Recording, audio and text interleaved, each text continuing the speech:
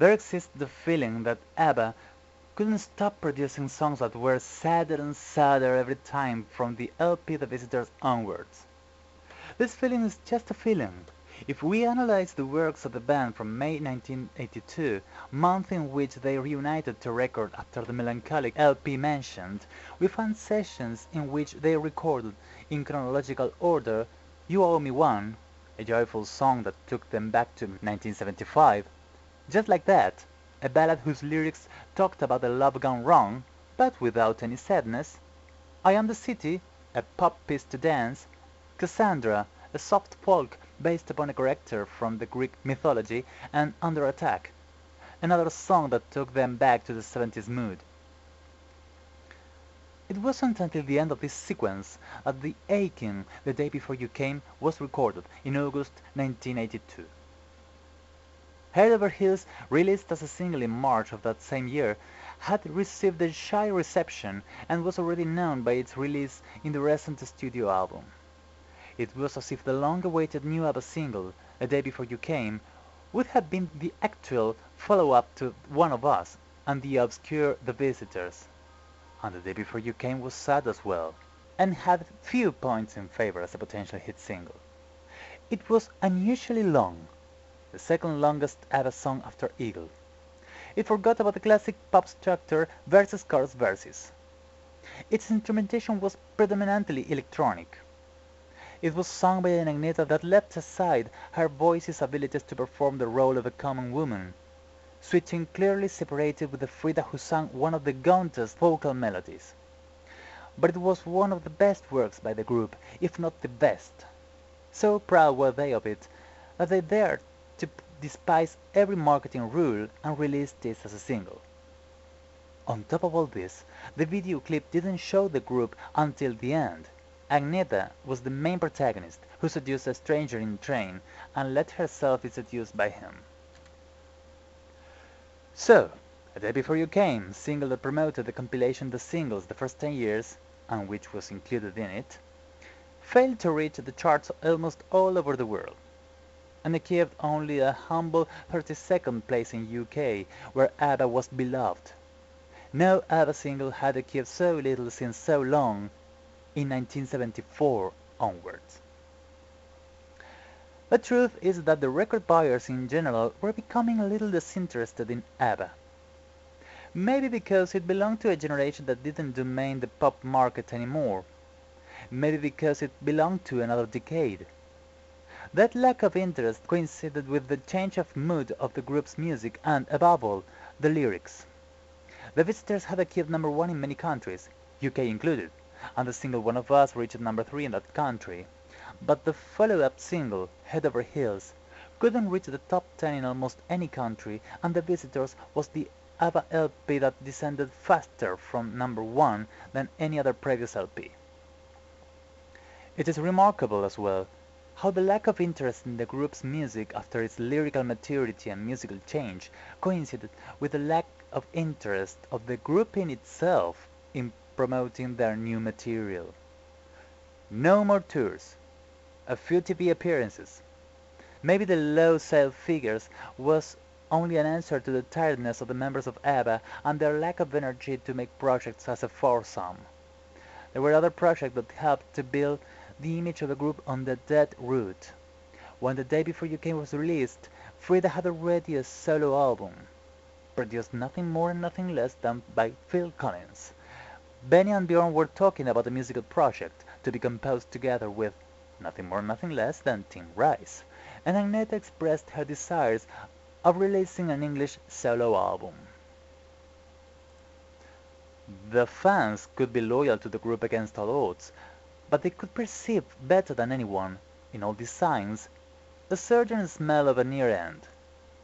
They, who were waiting for a 1982 LP, and who followed anxiously every news about the recording of the new songs, only got a compilation album. A double album that compiled the incredible ABBA career, a journey through their history as a gift for their 10 years together, which included an unreleased song, Under Attack. An LP which would be number 1 in many countries, but there was no hint of a new ABBA studio album. The singles, that was the name of the new release, had as well a curious subtitle. The first 10 years. Curious, surely, because nothing indicated the many chances that a further 10 years period would follow. And the successful reception that this compilation enjoyed meant, more or less, that many were missing the ABBA of yesterday. In retrospect, it might have been too much of a change for a lot of ABBA fans, reflects Bjorn about The Day Before You Came, and finds the reason of its failure in the charts in the role that Agneta was asked to perform. It's not the sound of a happy person, and I think that if we'd done it like Fernando or wherever else, and let her sing her heart out instead of having her inhabit a role, it would have been a hit. But, artistically, we made the right decision. We wanted her to sound ordinary, and really be that person. Every fan and each of the 4 ABBA members included would spend years until knowing that the session for The Day Before You Came would be the last recording sessions in the history of ABBA. The Day Before You Came was written in the studio, says Benny.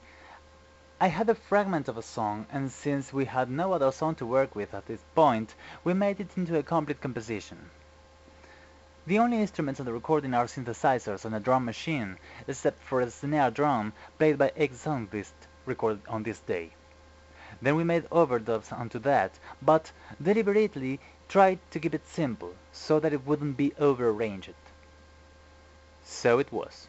The melody was completed in less than an hour, and almost every sound came from the Yamaha GX1, with the addition of the rhythm box Linn, the real percussion by Egg Sundqvist, and some acoustic guitar strumming played by Bjorn, hardly audible from "At 5 I must have left" until "Read the evening paper then," and from "I must have gone to bed" until "or something in the style."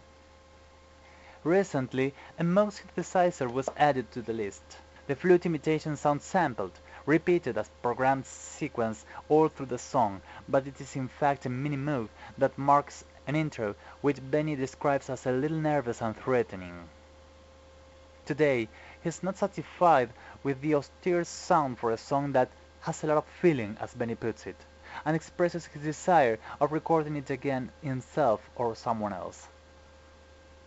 ABBA never used a sequencer, in spite of its existence by that time, and the fact that it was the fetish instrument of pop bands. This electronic device, or software, lets program and play sounds in a sequential and logical way connected to one or more electronic instruments. The discontinued sound of the electronic chords on the background of The Day Before You Came is the typical result of the work with a sequencer. But Michael Treto wasn't going to work in the easy fashion, and, instead of using it, he arranged the sound of Benny's synth in a way that, with every snare drum hit, the continuous chord from the keyboard was interrupted for a split second. The Yamaha GX1 showed again its versatility. Another characteristic of this unique piece is its melodic economy. It is built almost in its entirety by dozens of identical melodic lines, joined by a structure with no verse, chorus, verse respect. This unusual way of repeating almost identical lines is hard to notice because, at least for only one note, every line is changed here and there, going up now, going down then, with the purpose of blowing any feeling of repetition or monotony. It deserves a large section, the creativity of the girl's work, original as few others.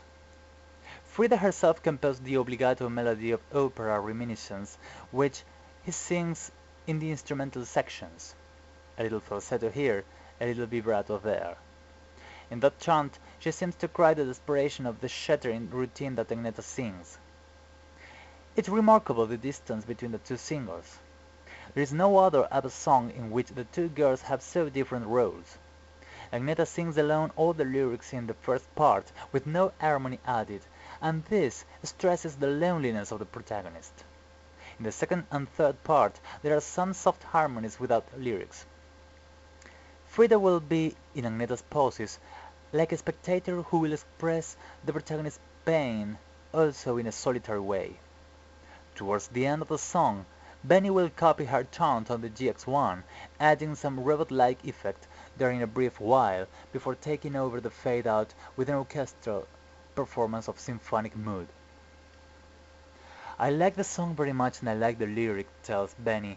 "We went a little over the top because the lyric and the song is sort of minimalistic in a way. There's almost no backing track.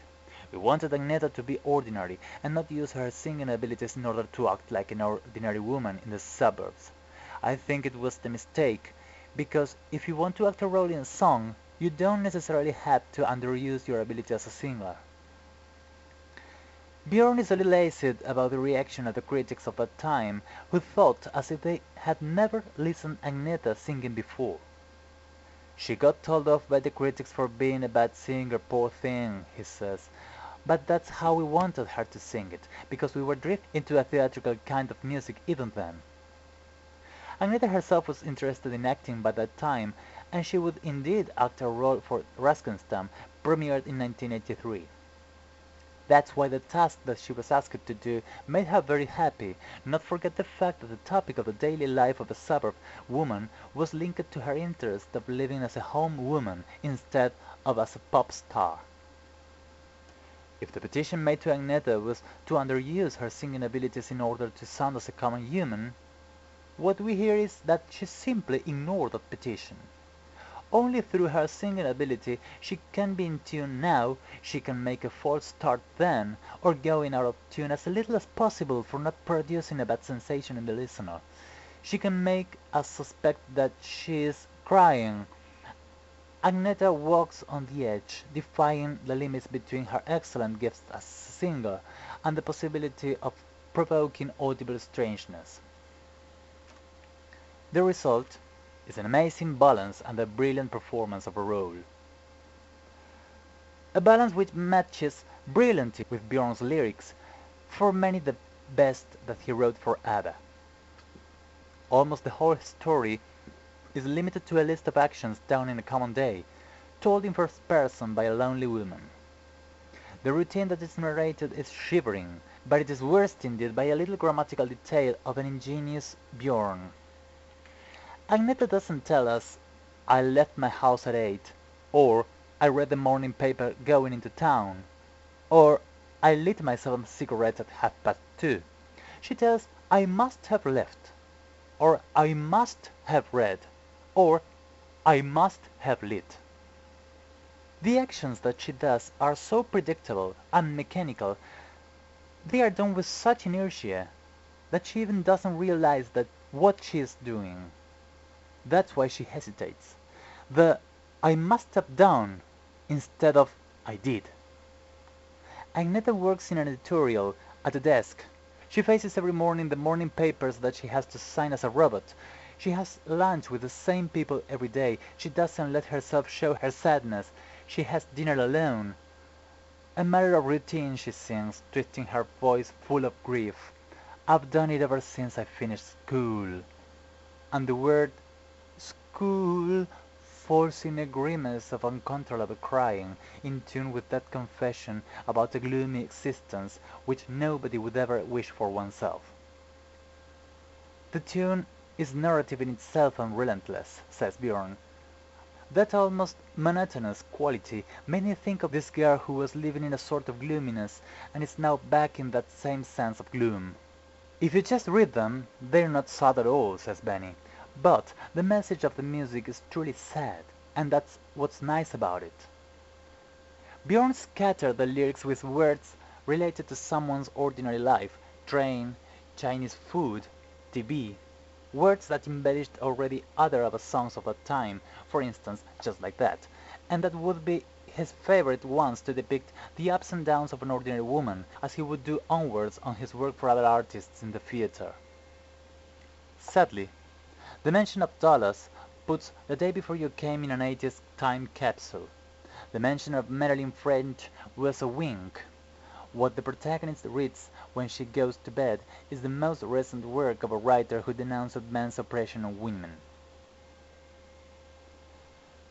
If there were anything that would get a routine worst, it is rain, as Agneta tells us in the end of the first part.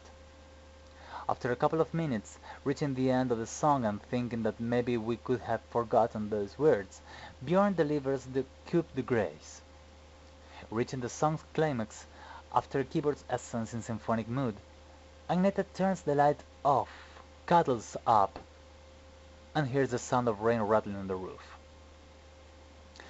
Frida again expresses her grief with her desolate chant, and this is the end.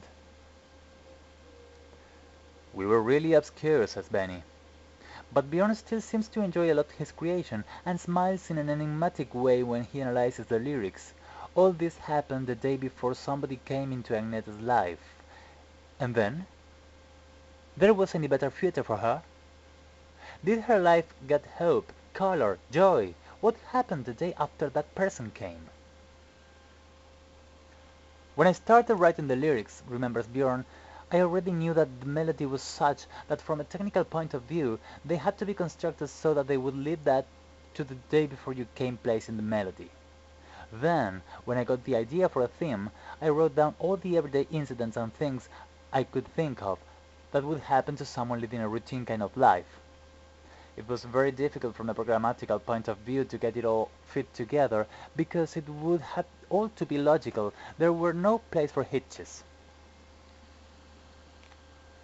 There is a version with an alternative ending, without fade out, which they prepared for the superb TV performance in Show Express in the German TV. This occasion, in which ABBA performed playback before a live audience, would be the group's last appearance in front of an audience.